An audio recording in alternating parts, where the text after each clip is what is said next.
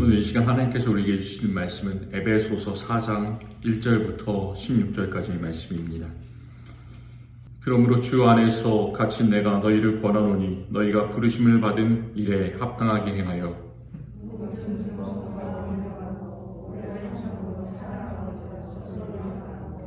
평안에 매는 줄로 성령이 하나 되게 하신 것을 힘써 지키라.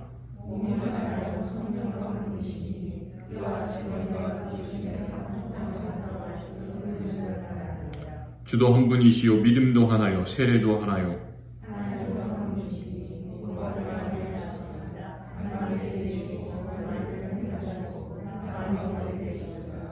우리 각 사람에게 그리스도의 선물의 분량대로 은혜를 주셨나니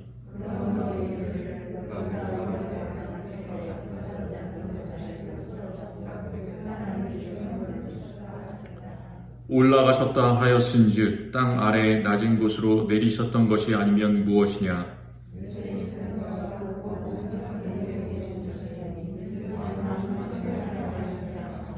그가 어떤 사람은 사도로, 어떤 사람은 선지자로, 어떤 사람은 복음 전하는 자로, 어떤 사람은 목사와 교사로 삼으셨으니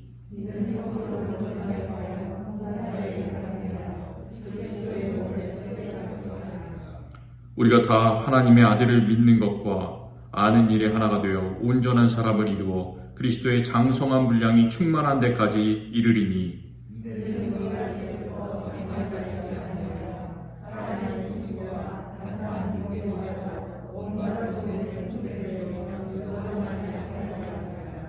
오직 사랑 안에서 참된 것을 하여 범사에 그에게까지 자랄지라. 그는 머리니 곧 그리스도라. 그에게서 온몸이 각 마디를 통하여 도움을 받음으로 연결되고 결합되어 각 지체의 분량대로 역사하여 그 몸을 자라게 하며 사랑 안에서 스스로 세우느니라. 아멘.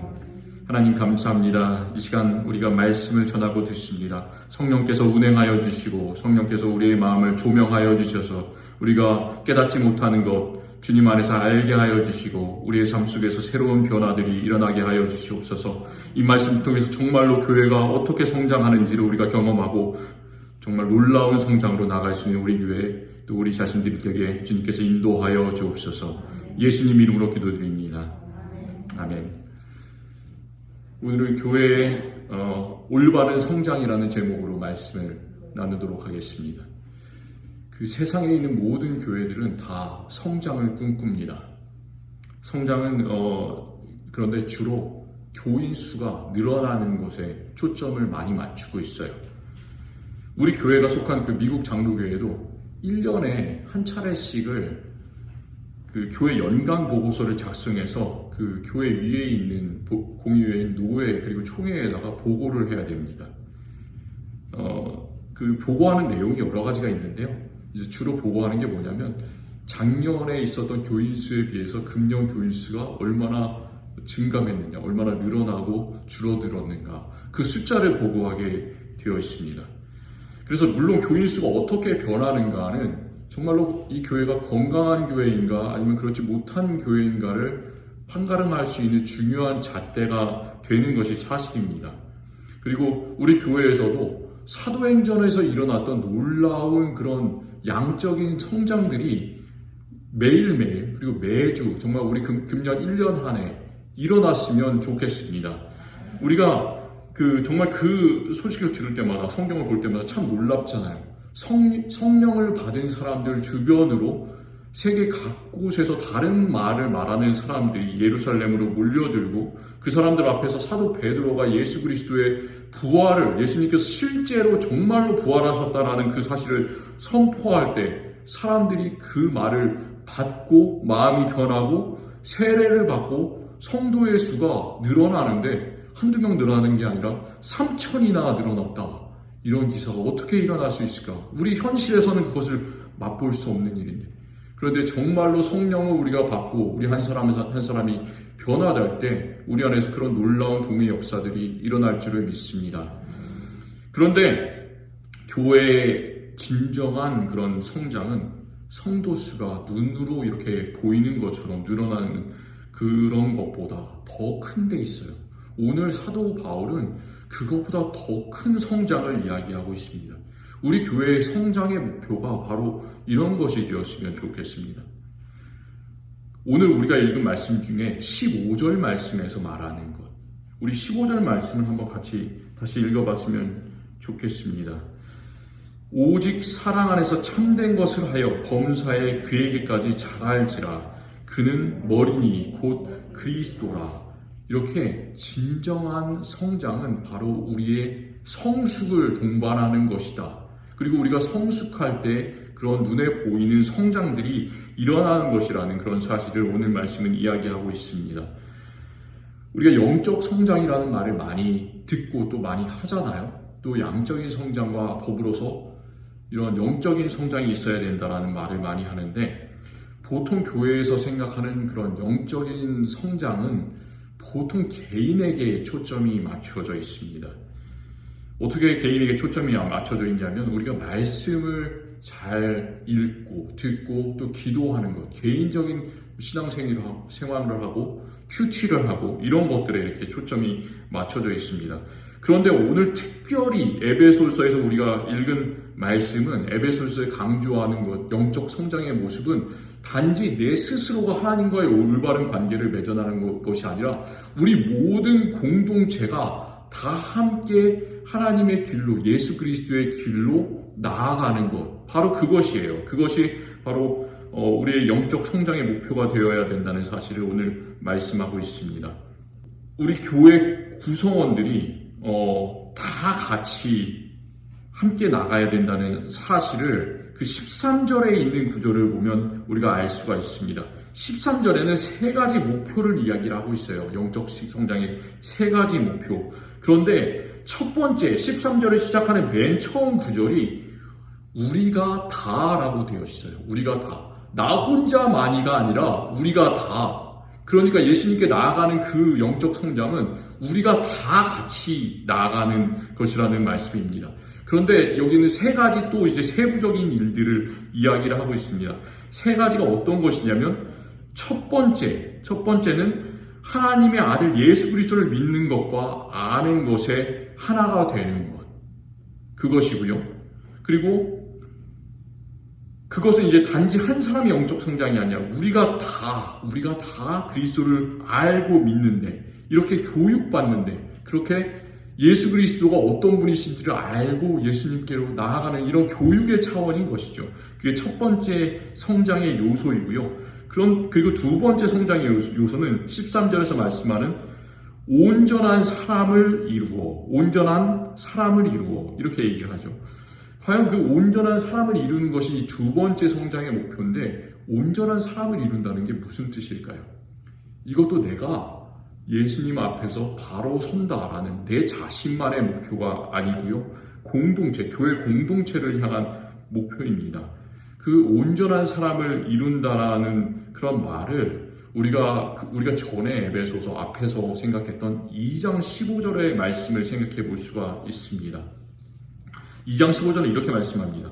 법조문으로 된 계명의 율법을 폐하셨으니 이는 이 둘로 자기 안에서 한 새 사람을 지어 화평하게 하시고, 이렇게 말씀하고 있어요. 이 말씀처럼 온전한 사람은 바로 그리스도 안에서 만들어진 새 사람입니다. 예수님께서는 이방인과 유대인들을 하나로 만드셨죠. 하나의 몸으로, 하나된 교회로 만드셨고, 그것이 바로 온전한 사람이에요. 온전한 사람은 어떻습니까? 온전한 몸은 어때요? 우리의 손이 발을 돋고, 우리의 머리가 우리의 심장을 돋고, 모든 곳이 다 연결되어서 피가 흐르고, 그런 것이 바로 온전한 사람, 온전한 몸이죠. 그래서 교회 안에서 여러 가지 지체들이 하나의 목표를 위해서, 그리스도라는 목표를 위해서 온전히 조화돼서 나가고 북돋아주고, 이런 것이 바로 온전한 사람을 이룬다는 그런 말입니다. 그래서 첫 번째, 두 번째 세부적인 목표를 바울이 얘기하고요. 세 번째 목표가 있는데, 세 번째 성장의 목표는 13절 뒷부분에서 이야기하고 있습니다. 그것은 그리스도의 장성한 분량이 충만한 데까지 이르는 것이에요.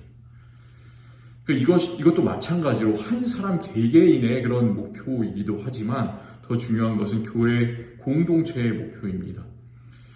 그리스도의 장성한 분량에 충만한 데까지 이르리니, 이 말을 우리가 전주 그 수요일에 생각했었던 에베소서 3장 18절과 19절에서 바울이 에베소 교인들을 향한 했던 기도를 우리가 생각해 볼 수가 있습니다. 능히 모든 성도와 함께 지식에 넘치는 그리스도의 사랑을 알고 그 너비와 길이와 높이와 깊이가 어떠함을 깨달아 하나님의 모든 충만하신 것으로 너희에게 충만하게 하시기를 구하노라. 이게 바울은 여러 차례 비슷한 말을 반복하고 있어요.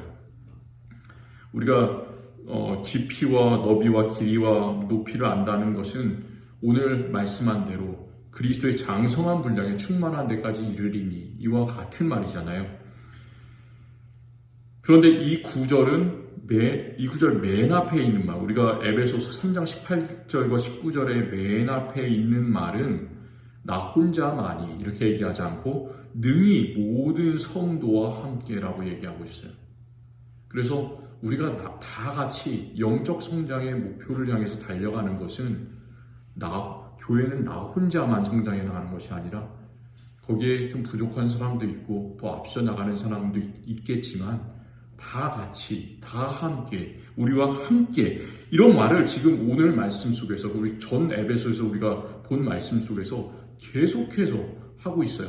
바울은 바보가 아니잖아요. 똑같은 말을 반복하는 이유는 정말 이게 중요하기 때문에 이렇게 계속해서 이야기하고 있는 것을 우리는 늘 생각하고, 우리 교회 안에서 이런 영적 성장의 목표들이 하나하나 이 세 가지가 정말 나 혼자뿐만이 아니라 우리가 다 함께 노력함으로, 다 함께 예수 그리스도의 길을 북돋아주고 밟아감으로 다 같이 성장해 나갔으면 좋겠습니다.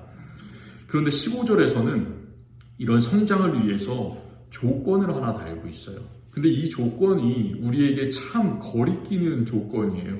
참 하기 어려운 조건입니다. 우리 15절 말씀을 한 목소리로 같이 읽어봤으면 좋겠습니다. 오직 사랑 안에서 참된 것을 하여 범사의 계획까지 잘할지라 그는 머리니 곧 그리스도라. 우리가 뒷부분은 좀 이제 받아들이기가 쉽습니다. 범사의 계획까지 잘할지라 그 머리는 곧 그리스도라. 그런데 그 앞에 있는 조건은 상당히 우리가 하기 어렵습니다.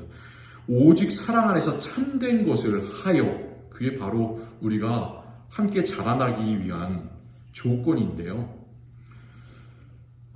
참 어려운 것이에요. 우리에게 있어서 뭔가 장애물입니다. 왜 그냥 믿기만 하면 되지?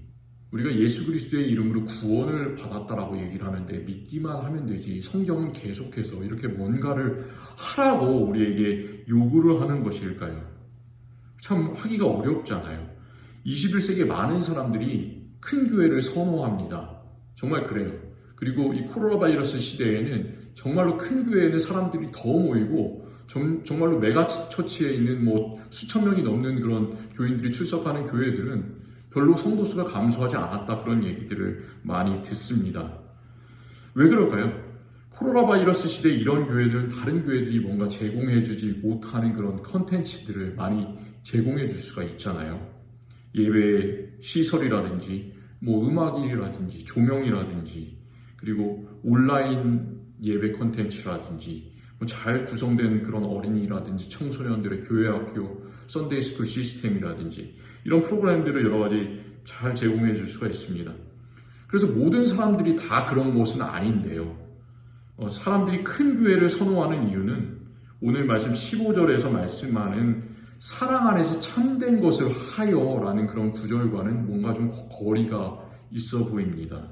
사랑 안에서 참된 것을 하기 위해서 그런 큰 교회를 선호하는 것보다는 잘 짜여진 것들을 편안하게 받기 위해서 그런 생각이 참 많이 듭니다.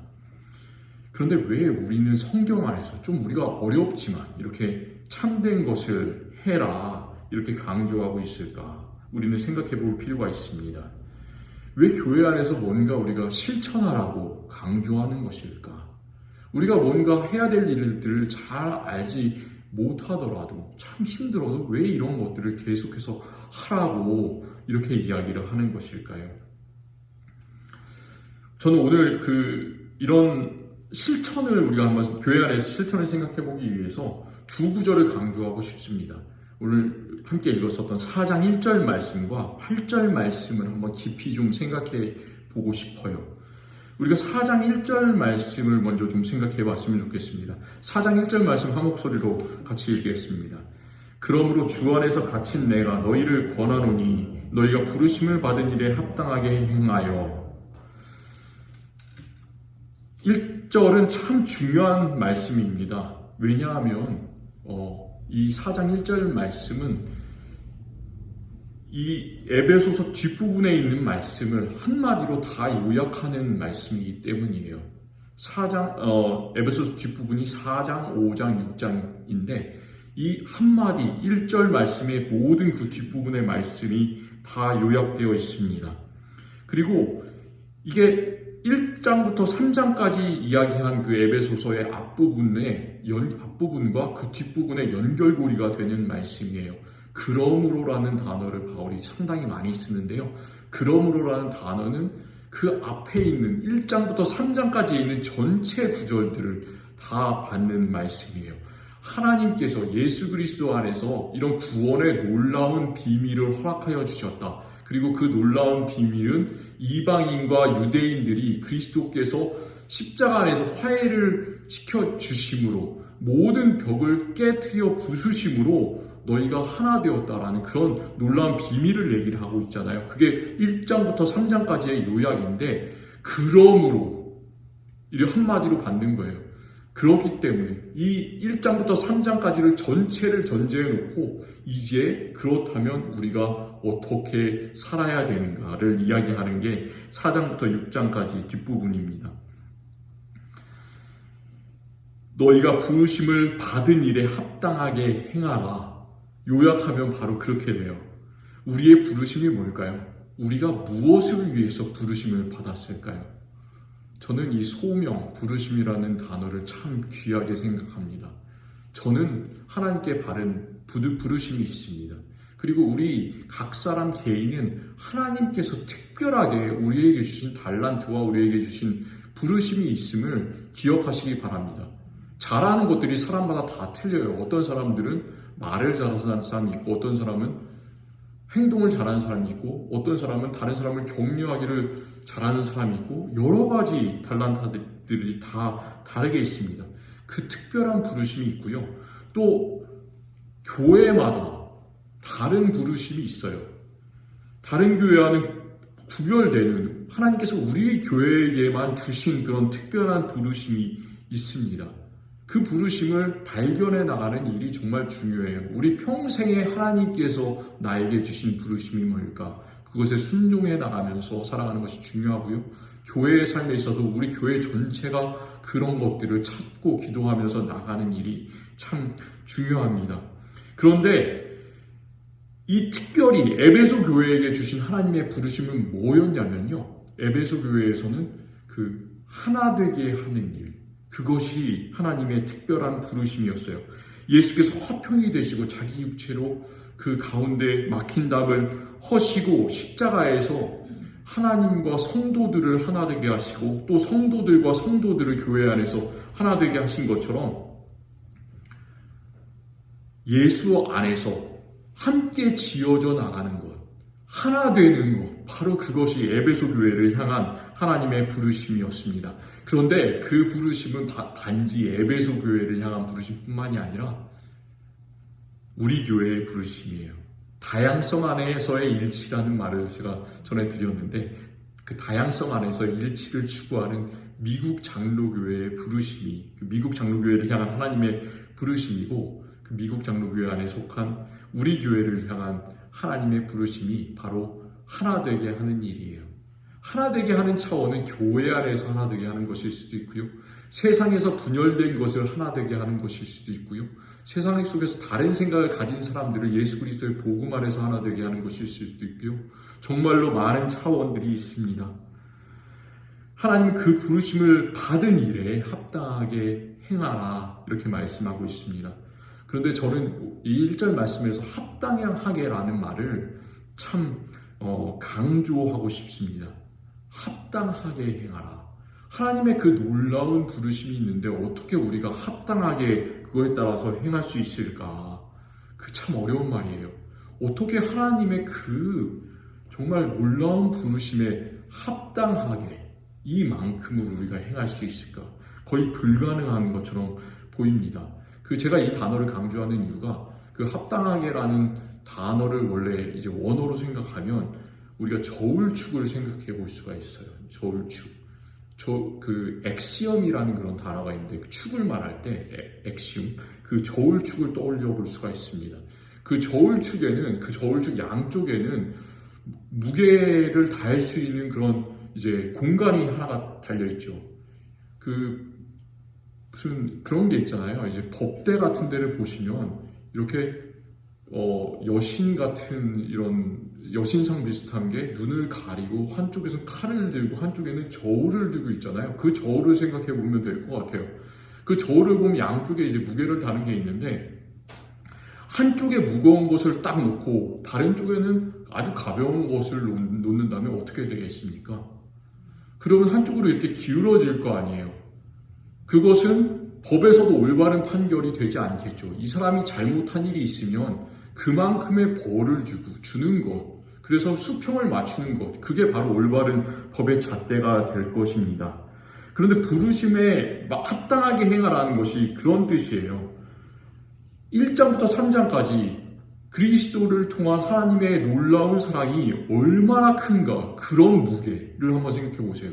내가 받은 하나님의 사랑의 무게, 그것에 합당하게 4장부터 6장까지 해서 너희도 행해라라는 그런 말이에요. 과연 우리가 이렇게 할 수 있겠습니까? 하나님의 사랑, 예수 그리스도의 십자가, 그 보혈의 피를 생각하면 어떻게 우리가 그거에 대해 합당하게 행할 수 있겠어요? 그것과 똑같이 무게를 맞추어서 어떻게 행할 수가 있겠습니까? 물론 우리는 그렇게 할 수가 없어요. 그런데 우리가 이 바울의 말을 생각할 때 우리는 늘 이 저울추를 생각했으면 좋겠습니다.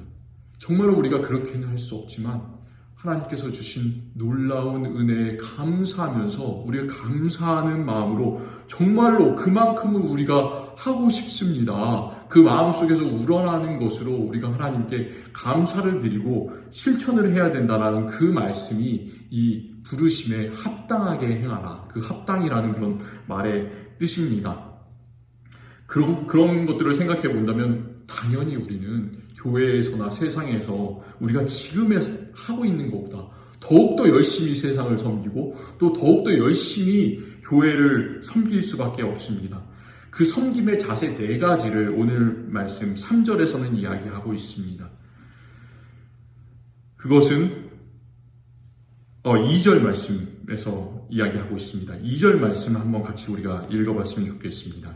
모든 겸손과 온유로 하고 오래 참음으로 사랑 가운데서 서로 용납하고. 어떻게 하면 우리가 합당하게 행할 수 있을까? 그 4가지 작은 그런 실천사항들을 얘기하는데 그것은 첫 번째는 겸손, 둘째 온유, 그리고 오래 참음, 그리고 사랑 가운데서 서로 용납하는 일이에요. 그런데 이것은 우리에게 없는 자질들을 갑자기 너네가 이걸 해라 라고 요구하는 것이 아니에요. 먼저 예수님께서 우리에게 이런 모습들을 다 보여주셨습니다. 예수님은 어땠습니까? 세상에서 가장 겸손하셔서 말구유에 오신 분, 그리고 세상 모든 사람들에게 우리가 찬양했던 것처럼 어린이에게조차 가장 부드러우셨던 분, 그리고 십자가에 달리셨지만 가장 오래 참으셨던 분, 그리고 모든 사람을 용납했던 그런 분이에요. 하나님께서는 우리에게 어려운 것을 해라 라고 요구하시지 않습니다. 너희가 그냥 성경에서 나오는 예수님의 그 모습을 보고 너희도 예수님처럼 행해라 이렇게 말씀하고 있어요. 가장 쉬운 것들을 우리에게 요구하고 계십니다. 이런 예수님의 모습으로 우리는 하나 되기를 원하시는 그 하나님의 부르심을 위해서 교회를 섬겨야 합니다. 바울은 하나인 것들을 오늘 말씀 속에서 여러 가지를 이렇게 이야기를 하고 있습니다. 4절부터 6절까지 하나인 것이 무엇인가를 7가지를 얘기하고 있어요. 첫 번째는 몸이 하나요. 몸을 생각할 때마다 우리가 교회를 생각하잖아요. 교회가 하나요. 그리고 성령도 하나요. 소망도 하나요? 주도 하나요? 믿음도 하나요? 세례도 하나요? 그리고 맨 마지막으로 하나님도 하나 한 분이시다라고 얘기를 합니다. 그냥 하나님이 한 분이시기 때문에 너희도 하나 되기에 힘써라 이렇게 얘기해도 될 텐데 왜 이렇게 7가지를 몸과 성령, 소망, 주, 믿음, 세례 하나님이 한 분이시다라고 얘기를 하고 있는 걸까요? 삼위일체 하나님이 한 분이시고 또 그 하나님이 세상 모든 것들을 하나로 이끄시기에 우리도 하나 되게 하는 일이 얼마나 중요한지를 강조하기 위해서 이것도 하나고 저것도 하나고 교회 안에 이런 모든 것들이 다 하나라고 이야기를 하고 있습니다. 정말로 우리는 하나 됐으면 좋겠습니다. 제가 하나 되고 우리 성도들의 마음이 하나 되고 또 우리 모든 기독교인들의 마음, 정말 우리 때때로 교회들이 분열되고 교회들이 싸우는데 그리스도 안에서 정말 우리가 한 주를 믿는 그런 교회가 되었으면 좋겠어요. 그런데 오늘 말씀은 단지 하나 되는 것만을 말씀하지 않습니다. 이제 우리가 하나 되었으니까 그런 것들을 하나 된 그런 하나님의 선물을 다양한 곳에 나눠라라고 이야기를 하고 있습니다. 그런데 8절 말씀은 잘 이해가 되지가 않아요. 우리 8절 말씀 한번 다시 한번 읽어봤으면 좋겠습니다. 그러므로 이르기를 그가 위로 올라가실 때 사로잡힌 자들을 사로잡으시고 사람들에게 선물을 주셨다 하였도다.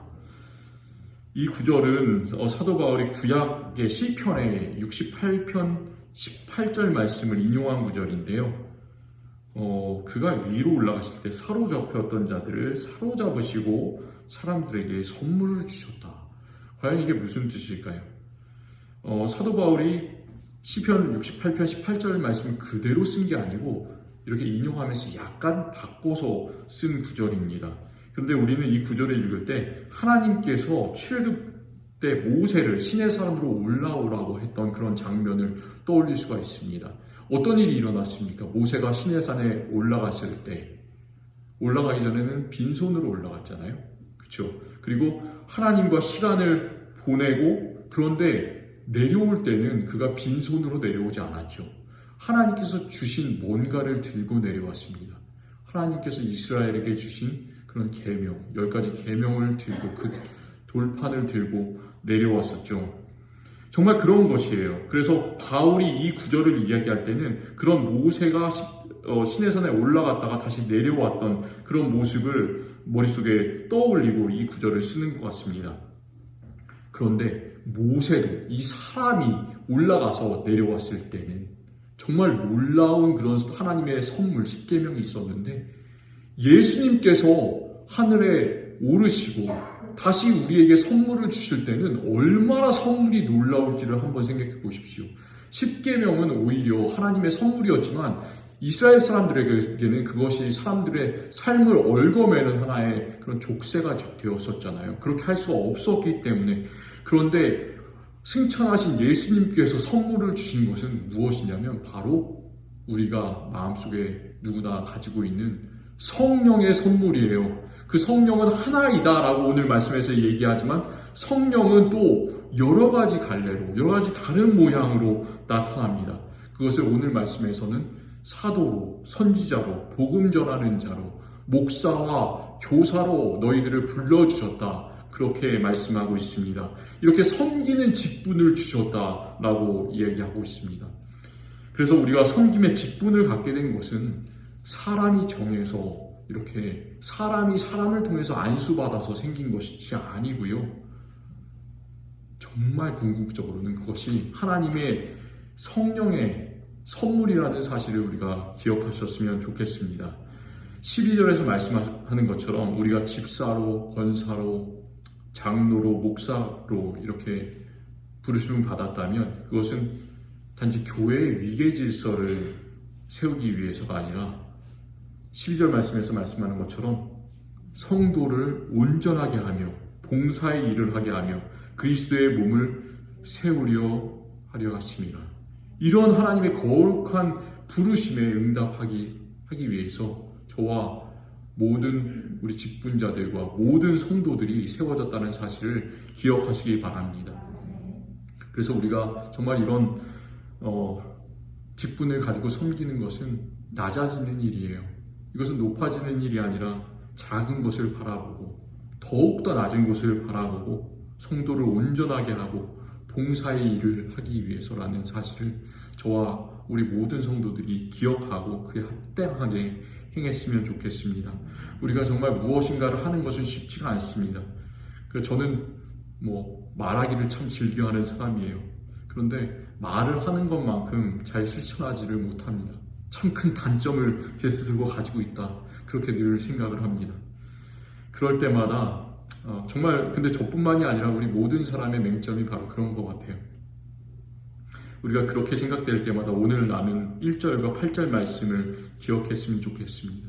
합당하게 행하는 일은 우리에게서 나는 것이 아니라 하나님께서 주신 놀라운 그 은혜의 반대편에 있는 추루를 맞추는 것처럼 우리가 그렇게 하나님께서 주신 놀라운 은혜에 보답하면서 살아가는 것이다.